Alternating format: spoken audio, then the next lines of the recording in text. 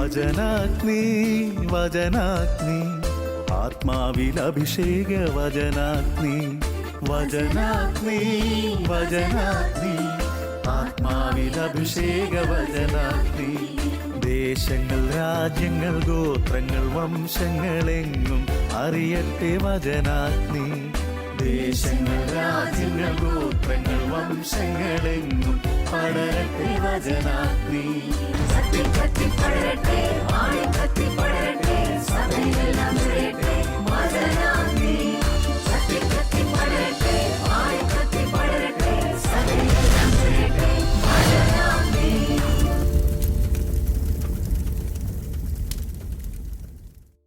Hallelujah.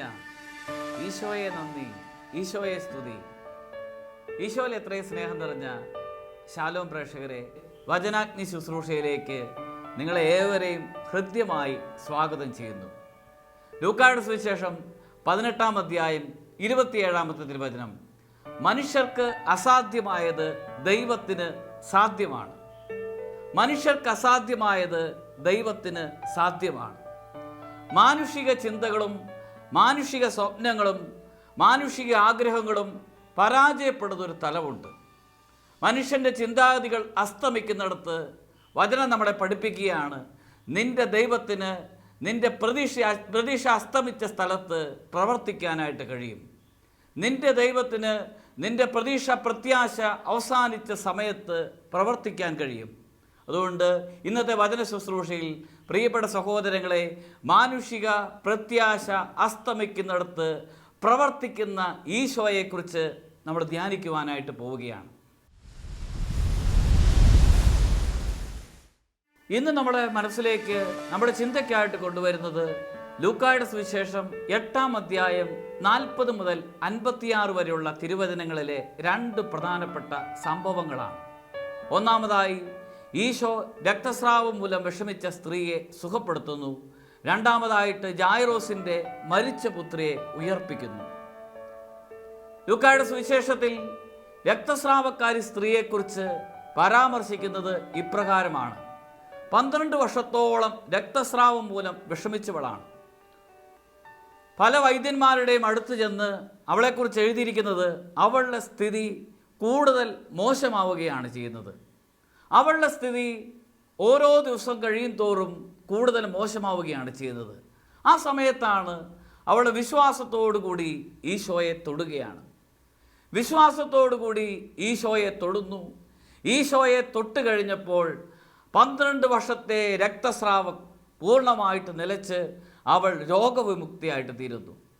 പ്രിയപ്പെട്ട സഹോദരങ്ങളെ, പലരുടെയും അടുക്കൽ പോയാലും പല തരത്തിലുള്ള ശുശ്രൂഷകൾക്ക് നീ വിധേയപ്പെട്ടാലും ഏത് വിധത്തിൽ മാനുഷികമായിട്ടുള്ള പരിഗണനയ്ക്ക് നീ അർഹനായാലും ഒരുപക്ഷെ നിനക്ക് പൂർണ്ണ മോചനം നൽകാൻ, നിന്നെ പൂർണ്ണമായിട്ട് സുഖപ്പെടുത്താൻ ആർക്കും കഴിഞ്ഞെന്ന് വരികയില്ല. അവിടെയാണ് രക്തസ്രാവക്കാരി സ്ത്രീയുടെ വിശ്വാസം. എനിക്കവൻ്റെ വസ്ത്രത്തിൽ തൊട്ടാൽ മതി, ഞാൻ അവനെ ഒന്ന് സ്പർശിച്ചാൽ മതി, അവൻ സുഖം പ്രാപിക്കും. ഇവിടെ വിശ്വാസത്തിൻ്റെ ശക്തിയാണ്. ഞാനൊന്ന് തൊട്ടാൽ മതി, അതിൽ വിശ്വാസത്തിൻ്റെ വലിയ ശക്തിയുണ്ട്. എനിക്കിന്ന് ഈശോയെ തൊട്ടാൽ മതി, അവൻ്റെ വസ്ത്രത്തിലൊന്ന് സ്പർശിച്ചാൽ മതി. പ്രിയപ്പെട്ട സഹോദരങ്ങളെ, അവൾക്ക് ഉറച്ച ബോധ്യമുണ്ടായിരുന്നു. അവളുടെ ജീവിതത്തിൽ അനേകം അനുഭവങ്ങൾക്ക് സാക്ഷ്യം വഹിച്ചവളാണ്. ഈശോയിലൂടെ അത്ഭുതകരമായ ശക്തി വെളിപ്പെടുന്നുവെന്ന് ബോധ്യപ്പെട്ടവളാണ് അവൾ. അതുകൊണ്ട് തന്നെ അവൾ ആഗ്രഹിക്കുകയാണ്, എനിക്ക് ഈശോയെ തൊടണം. ആദ്യമായിട്ട് ഒരു വ്യക്തിയുടെ രക്ഷപ്പെടലിന് അല്ലെങ്കിൽ അനുഗ്രഹം പ്രാപിക്കേണ്ട അടിസ്ഥാനമായിട്ടുള്ള ഒരു മനോഭാവം എന്നുള്ളത് എനിക്ക് രക്ഷ പ്രാപിക്കണമെന്നുള്ളതാണ്. ഈ രക്ഷ പ്രാപിക്കണമെന്നുള്ള ചിന്ത, ഈ രക്ഷ പ്രാപിക്കണമെന്നുള്ള ആഗ്രഹം ഈശോയെ തൊടുവാനായിട്ട് എത്തുകയാണ്.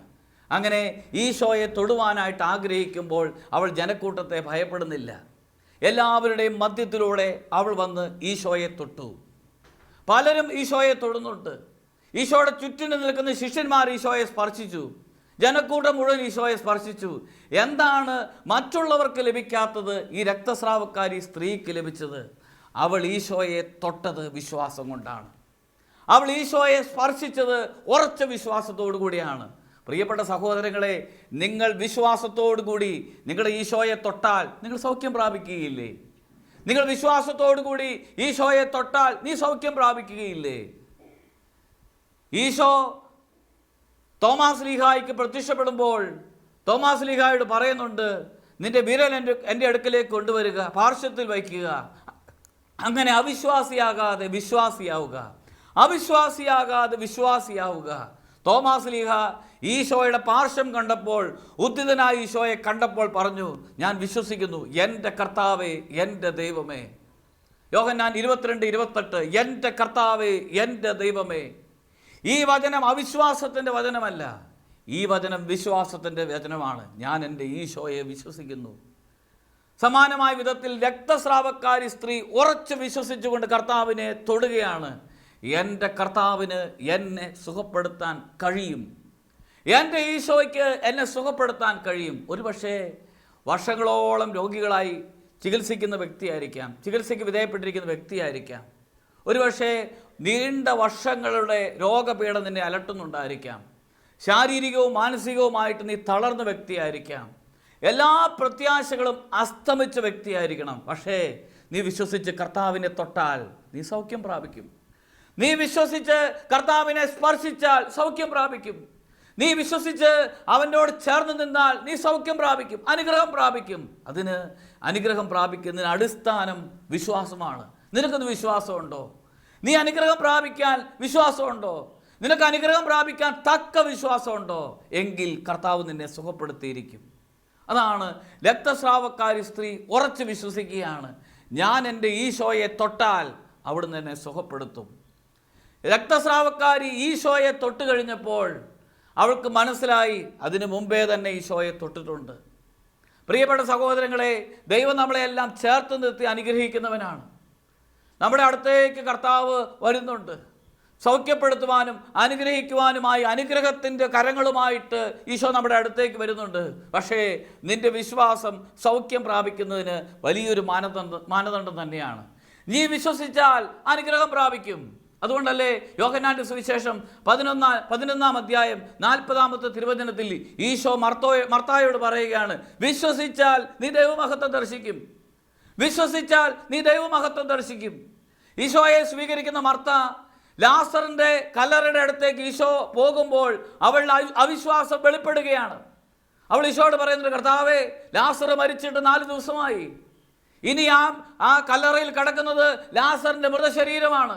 അത് ചീഞ്ഞഴുകിയിട്ടുണ്ട്, അതിൽ ദുർഗന്ധങ്ങളുണ്ട്, അതെല്ലാവിധത്തിലും പ്രതീക്ഷ അസ്തമിച്ചതിൻ്റെ അടയാളമാണ് മർത്തായുടെ വെളിപ്പെടുത്തൽ.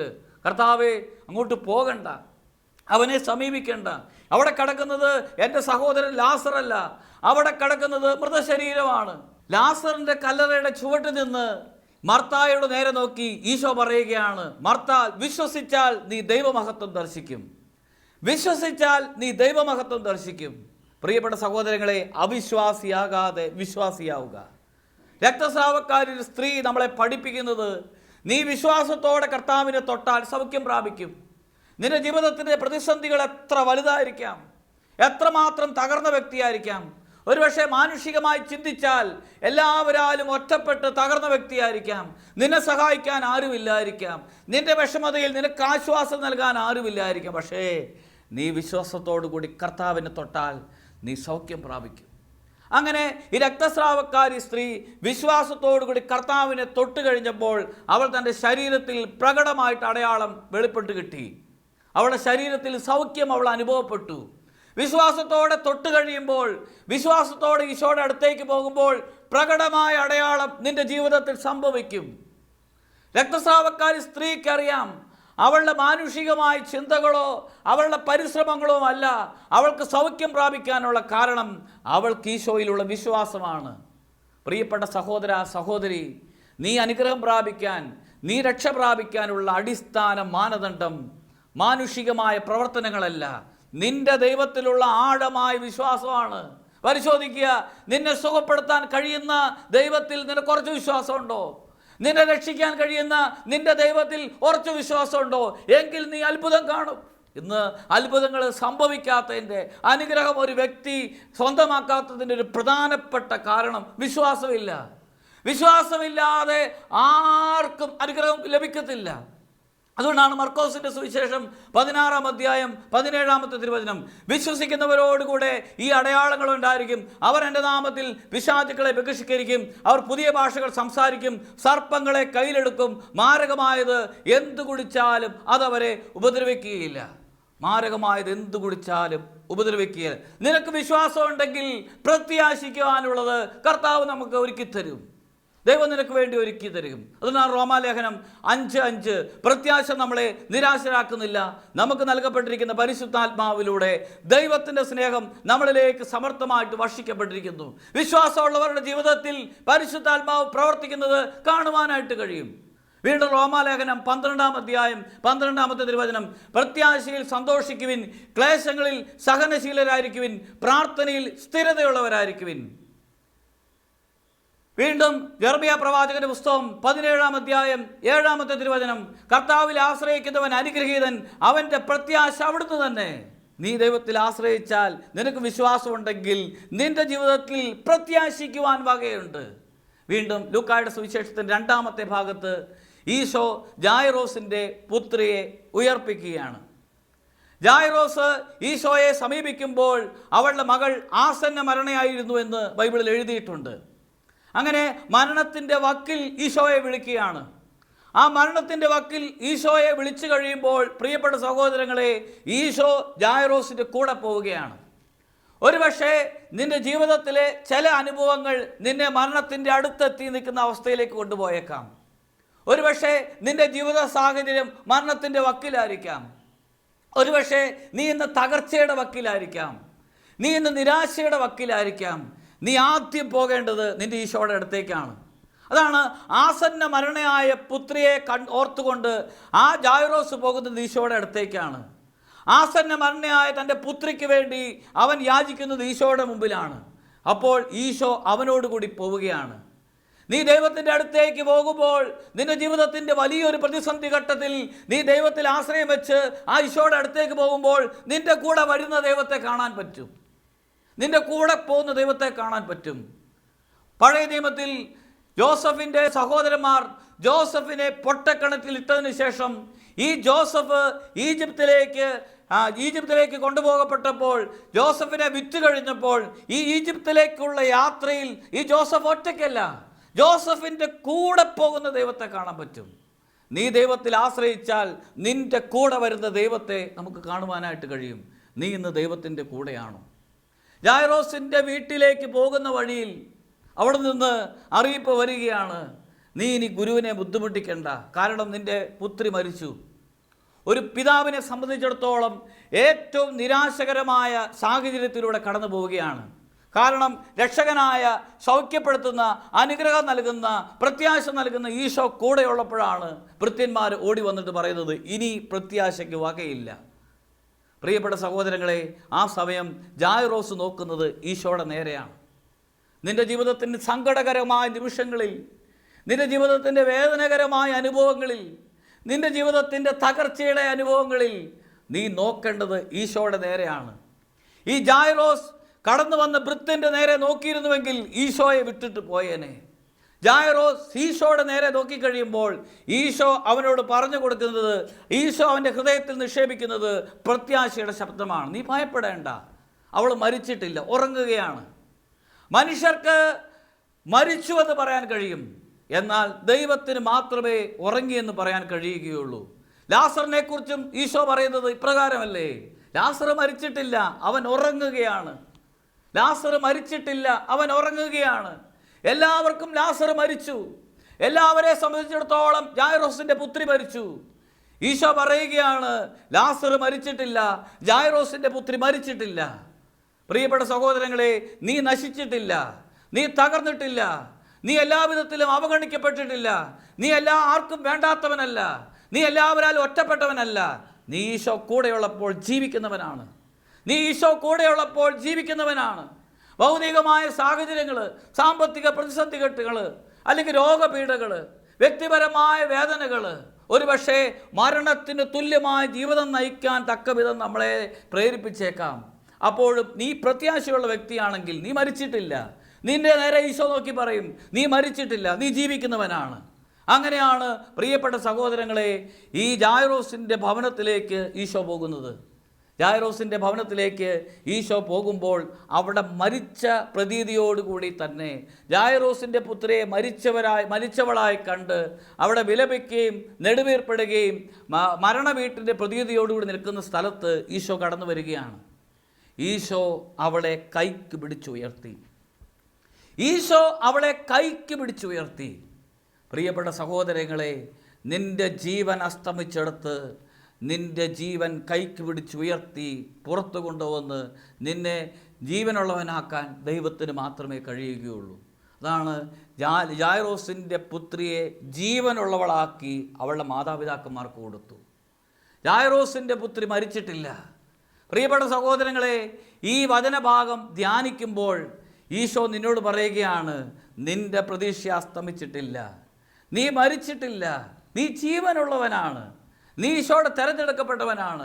നിൻ്റെ ഈശോയെ കൂടാതെ നീ ജീവിക്കുമ്പോൾ ഒരു പക്ഷേ നീ മരിച്ചവനായിരിക്കാം. നിൻ്റെ ഈശോയിൽ നിന്ന് മാറി നീ ജീവിക്കുമ്പോൾ നീ ഒറ്റപ്പെട്ടവനായിരിക്കാം. നിൻ്റെ ജീവിതത്തിൽ ഈശോയെ മാറ്റി നിർത്തുമ്പോൾ നിനക്ക് പ്രത്യാശയില്ലാത്തവനായിരിക്കാം. എങ്കിൽ നീ ഓർക്കുക, നിൻ്റെ ഈശോ കൂടെയുള്ളപ്പോൾ നീ ജീവിക്കുന്നവനാണ്.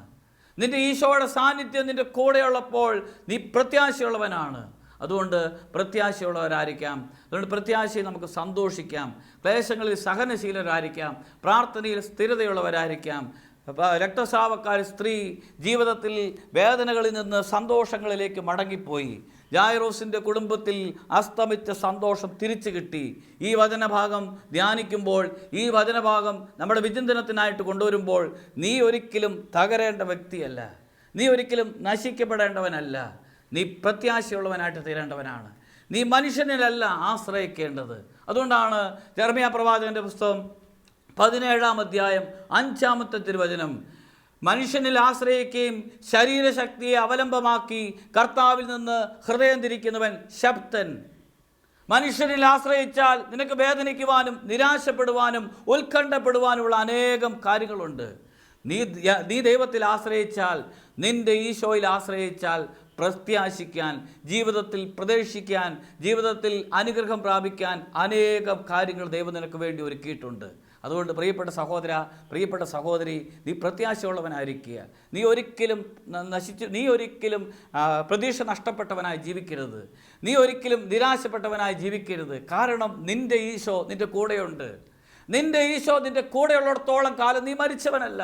ഈശോ ലാസറിനെ ഉയർപ്പിക്കുന്ന സന്ദർഭത്തിൽ ആ ലാസറിൻ്റെ സഹോദരിമാർ ഈശോയുടെ അടുത്തേക്ക് ആളുകളെ അയച്ചിട്ട് പറയുന്നുണ്ട്, അങ്ങ് സ്നേഹിക്കുന്നവൻ രോഗിയായിരിക്കുന്നു, അങ്ങ് സ്നേഹിക്കുന്നവൻ രോഗിയായിരിക്കുന്നു.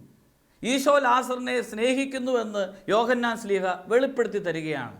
പ്രിയപ്പെട്ട സഹോദര, സഹോദരി, ഈ വചനം ശ്രവിക്കുമ്പോൾ നീ തിരിച്ചറിയണം, ഈശോ നിന്നെ സ്നേഹിക്കുന്നുണ്ട്. ഈശോ നിന്നെ സ്നേഹിക്കുന്നുണ്ട്. അതുകൊണ്ട് തന്നെയാണ് ഈ ലാസറിൻ്റെ സഹോദരിമാർ ഈശോയുടെ അടുത്തേക്ക് അവരെ വിടുമ്പോൾ അവർ പറയുകയാണ്, ഈശോ സ്നേഹിക്കുന്ന ലാസർ രോഗിയായിരിക്കുന്നു. എല്ലാവരാലും സ്നേഹിക്കപ്പെടുമ്പോൾ നീ തിരിച്ചറിയണം, നീ ഈശോയെ സ്നേഹിക്കപ്പെടുന്നുണ്ടോ. അതാണ് ഈ ലാസറിൻ്റെ ഭവനത്തിലേക്ക് ഈശോ കടന്നു വരുമ്പോൾ അവിടെ എഴുതിയിട്ടുണ്ട്, ഈശോ ലാസറിനെയും സഹോദരിമാരെയും സ്നേഹിച്ചിരുന്നു. ഈശോയുടെ അടുത്തേക്ക് സഹോദരിമാർ ഈ ഭൃത്യന്മാരെ പറഞ്ഞു വിടുമ്പോൾ പറയുന്നുണ്ട്, ഈശോ സ്നേഹിക്കുന്നവൻ. വീണ്ടും അവിടെ വചനത്തിൽ യോഹന്നാൻ ശ്ലീഹ വെളിപ്പെടുത്തി തരികയാണ്, ലാസറിനെയും സഹോദരിമാരെയും ഈശോ സ്നേഹിച്ചിരുന്നു.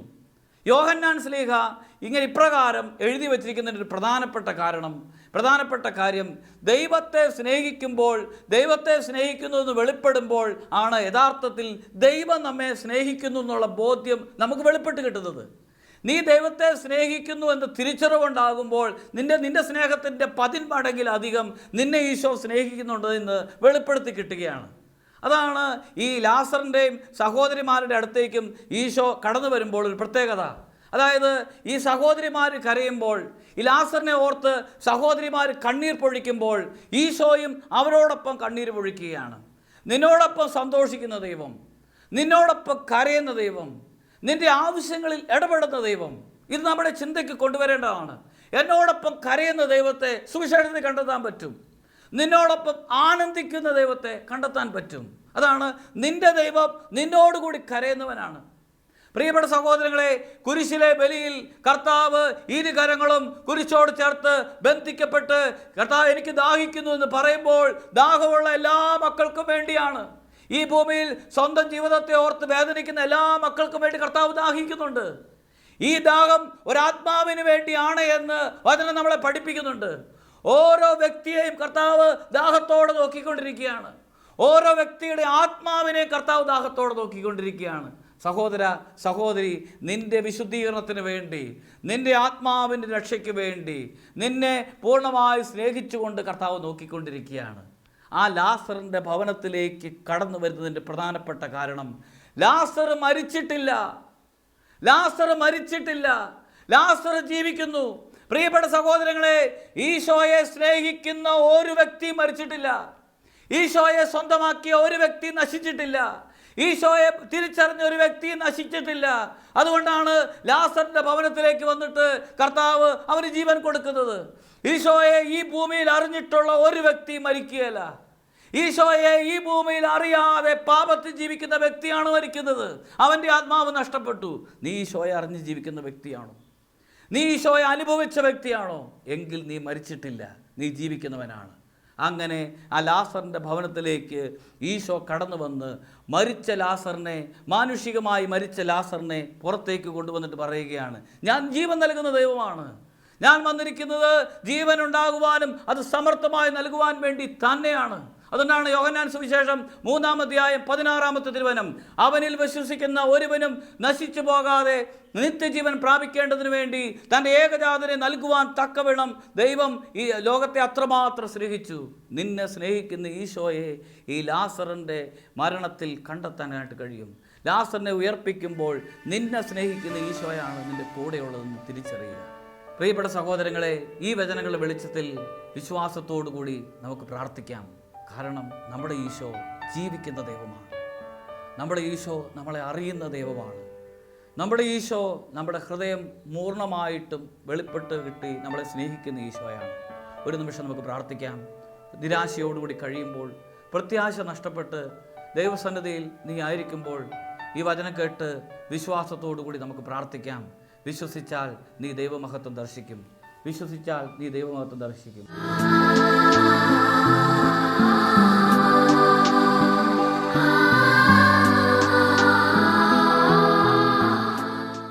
കാരുണ്യവാനായ ഈശോയെ, ഞങ്ങളുടെ ഈ വചന ശുശ്രൂഷയുടെ സമാപനത്തിൽ ഞങ്ങൾ വിശ്വാസത്തോടു കൂടി പ്രാർത്ഥിക്കുകയാണ്.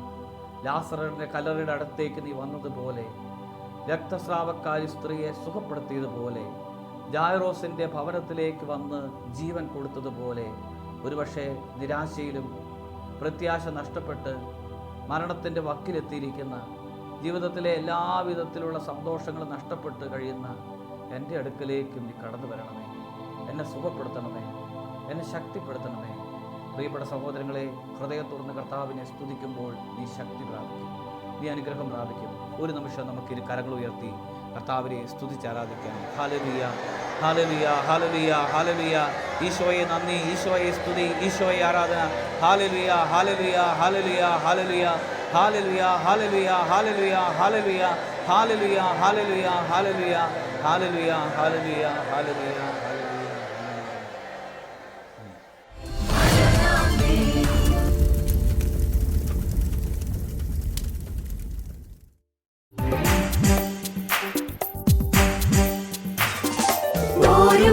നാമെല്ലാം യേശുവിൽ അഭിമാനിച്ചിടാം.